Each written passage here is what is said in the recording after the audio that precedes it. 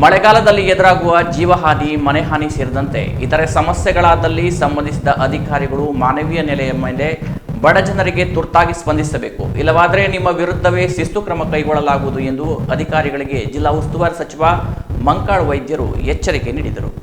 ಹೊನ್ನಾವರದಲ್ಲಿ ಜನಸ್ಪಂದನ ಸಭೆಯಲ್ಲಿ ಭಾಗಿಯಾದ ಜಿಲ್ಲಾ ಉಸ್ತುವಾರಿ ಸಚಿವ ಮಂಕಾಳು ವೈದ್ಯರು ಜನರ ಸಮಸ್ಯೆಗಳನ್ನು ಆಲಿಸಿ ಮಾತನಾಡಿದರು. ಒಂದು ಮನೆ ಹಾನಿಯಾದಾಗ ರಿಪೇರಿಗೆ 5-6 ಸಾವಿರಕ್ಕೆ ಒಂದು ತಾಡಪತ್ರೆಯೂ ಬರುವುದಿಲ್ಲ.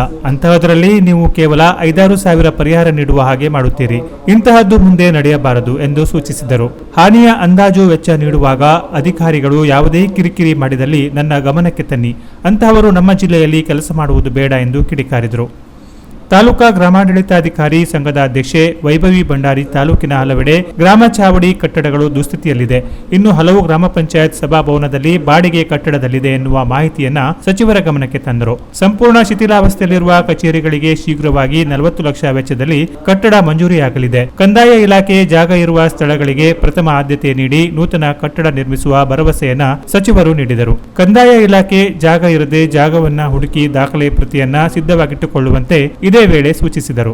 ರಾಜ್ಯದಲ್ಲಿ ಕಾಂಗ್ರೆಸ್ ಸರ್ಕಾರ ಬಂದ ಮೇಲೆ ಗ್ರಾಮ ಆಡಳಿತಾಧಿಕಾರಿ ನೇಮಕ ಮಾಡಿದ್ದು ಜಿಲ್ಲೆಯಲ್ಲಿ 105 ನೇಮಕವಾಗಿದೆ. ಈ ಹಿಂದೆ ತಾಲೂಕಿನ 24 ಹುದ್ದೆಗಳಿಗೆ 7 ಜನ ಇದ್ದರು. ಇದೀಗ ಪೂರ್ಣ ಭರ್ತಿಯಾಗಿದ್ದು ಸಾರ್ವಜನಿಕರ ಸಮಸ್ಯೆಗೆ ಸ್ಪಂದಿಸುವಂತೆ ಸೂಚಿಸಿದರು.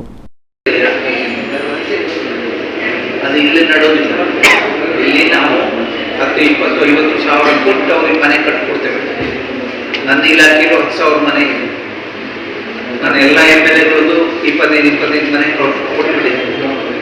ಮತ್ತೆ ಬೇಕು ಅಂದ್ರೆ ಕೊಡ್ಲಿಕ್ಕೆ ಮನೆ ಅದೇ ಮತ್ತೆ 4,000. ಇದು ಯಾಕೆ ಮಾತಾಡ್ತಾರೆ ಏನು ಗೊತ್ತಿಲ್ಲ. ಅದ್ರ ಬಗ್ಗೆ ನಾನು ಹೇಳೋಕೆ ಹೋಗೋದಿಲ್ಲ. ನಮ್ಗಿಂತ ದೊಡ್ಡವರು ಇದ್ದಾರೆ. ಹಾಗಾಗಿ ನೀವೇನಾದ್ರೂ ತಪ್ಪು ಮಾಡೋದು ನನ್ನ ಮೇಲೆ ಬರ್ತದೆ. ನಾವು ಬಂದು ಅಲ್ಲಿ ಅಥವಾ ನಮ್ಮ PA ಬಂದು ಅಲ್ಲಿ ಹೋಗಿ ಸರ್ವೆ ಮಾಡಿ ಅವ್ರು ಹೇಳಿದ್ರು ಮಾಡೋದಿಲ್ಲ ಅಂತ ಹೇಳಿದ್ರೆ ನಾವು ನೀವು ಬೇಕೋ ಬೇಡ ಅಂದರೆ ಯೋಚನೆ ಮಾಡಬೇಕು. ನಾವು ಫಸ್ಟ್ ಬಂದ ತಕ್ಷಣ ಮಾಡಿದ ಕೆಲಸ ಹೆಚ್ಚು ಕಡಿಮೆ ಎಷ್ಟು ಜನ ಇದ್ದಾರೆ ಇಲ್ಲಿ ಸೆಲೆಕ್ಷನ್ ಅದು ಹೊಸದಾಗಿ ಸೆಲೆಕ್ಷನ್ ಅದು ಈಗ ಆಗಲ್ಲ. 24 9 15 ಜನಕ್ಕೆ ಇಲ್ಲೇ ಕೊಟ್ಟಿದ್ದೆ. ಬಟ್ ಇಲ್ಲೇ ನಮ್ಮ ಭಟ್ಕಳದಲ್ಲೂ ಫುಲ್ ಇದೆ. ಇಡೀ ಜಿಲ್ಲೆಯಲ್ಲಿ ಯಾವುದೇ ಒಂದು ಖಾಲಿ ಇಲ್ಲ. ಅವರು ರಿಟೈರ್ಡ್ ಸದ್ಯ ಆಗಿರೋದು ಖಾಲಿ ಇರೋದು ಇಲ್ಲದ್ರೆ ಇಲ್ಲ. ಎಲ್ಲನೂ ಲೆಕ್ಕ ಕರೆಕ್ಟ್ ಇರೋದಿಲ್ಲ. ಕೆಲವರು ತಗೊಂಡು ಹಾಕ್ತಾರೆ ನಾಳೆ ಪೇಪರ್ ನೋಡಿದ್ಮೇಲೆ ಗೊತ್ತಾಗ್ತದೆ ಮತ್ತೆ ಎಲ್ಲೆಲ್ಲಿ ಖಾಲಿ ಇರುತ್ತೆ. ಅವ್ರಿಗೆ ಅಭಿನಂದಿಸೋದು ಪೇಪರ್ದವರು ಕೆಲಸ ಮಾಡ್ತಾರಲ್ಲ, ಜನರು ಕೆಲಸ ಮಾಡ್ತಾರೆ. ಅಥವಾ ಕೆಲವರು ಟ್ರಾನ್ಸ್ಫರ್ ತೊಗೊಂಡು ಹೋಗೋದವ್ರಿಗೆ ರೈತ ಕೂತ್ಕೊಳ್ಳಿ. 20% ಆದರೆ 50% ಆದರೆ 30,000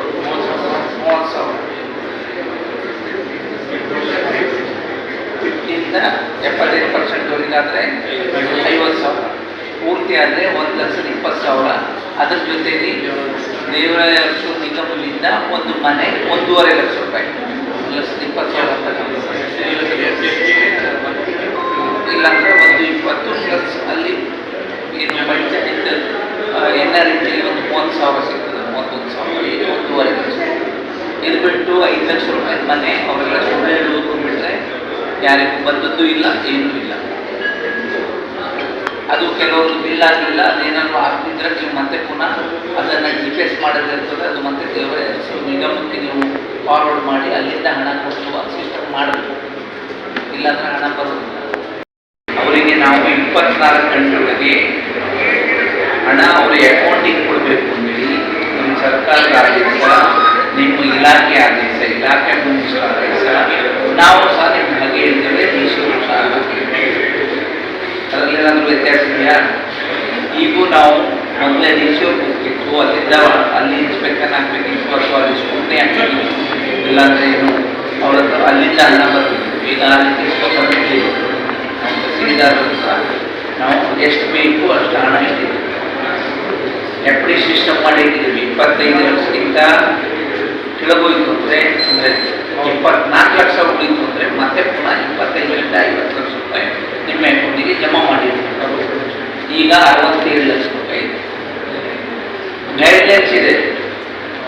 ನಾವೇ ಮಾಡಿದ ಗೈಡ್ಲೈನ್ಸು ಏನು ಜನಪ್ರತಿನಿಧಿಗಳೇ ಮಾಡಿದ್ರು. ಸೆಂಟ್ರಲ್ ಗೌರ್ಮೆಂಟ್ ಗೈಡ್ಲೈನ್ಸ್ ಯಾರೇನು ಬೇರೆ ಮಾಡೋದಿಲ್ಲ.